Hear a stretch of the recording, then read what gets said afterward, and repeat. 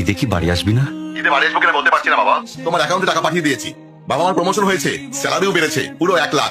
আলহামদুলিল্লাহ। বাবা একটু লাইনে থাকো। বাবা, তুমি তো বলেছিলে পিতৃদিন কখনো শোধ হয় না। তুমি 26 বছরে আমার পিছনে যত টাকা খরচ করেছো, তুমি কি জানো আগামী 5 বছরে সেই টাকা তোমায় ফিরিয়ে দিতে পারবো? আমার এখন স্যালারি মাসে 1 লক্ষ টাকা বাবা। ও, এই কথা। তাহলে শোন, তোকে একটা গল্প বলি। বলো বাবা। তোর বয়স যখন 4, তখন আমার বেতন 3000 টাকা। 1200 টাকা ঘর ভাড়া দিয়ে 1800 টাকায় চলে সংসার। আমি আমার সাধ্যমতো সারা জীবন চেষ্টা করেছি তোর মাকে সুখী করতে, প্রতি ঈদে কোরবানি দিতে। তোকে যেবার প্রথম স্কুলে ভর্তি করালাম, সেবারই প্রথম আমরা আমাদের কোরবানি দিতে পারিনি। সে বছর তোর মাকেও কোনো উপহার দিতে পারিনি।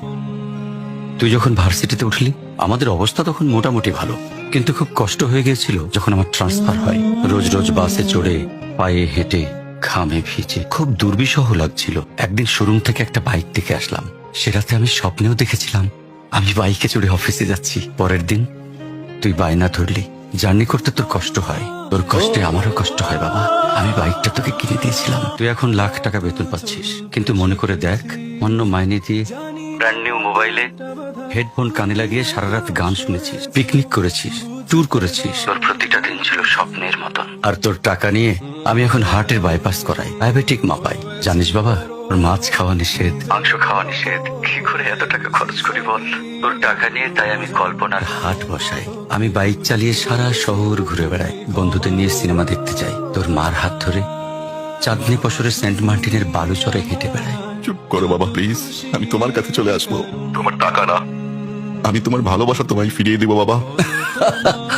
বোকা ছেলে, বাবাদের ভালোবাসা কখনো ফিরিয়ে দেওয়া যায় না। ছোট্ট শিশুর মলমূত্র মোছা যায়, আর বুড়োদের ঘরেও ঢোকা যায় না। ওকে একটা প্রশ্ন করি বাবা, ধর তুই, আমি আর তোর খোকা তিনজন এক নৌকায় বসে আছি। হঠাৎ নৌকাটা ডুবতে শুরু করলো। যে কোনো একজনকে তুই বাঁচাতে পারবি, কাকে বাঁচাবি? থাক, উত্তর দিতে হবে না। ছেলেরা বাবা হয়, বাবারা কখনো ছেলে হতে পারে না। পৃথিবীতে সবচেয়ে ভারী জিনিস কি জানিস?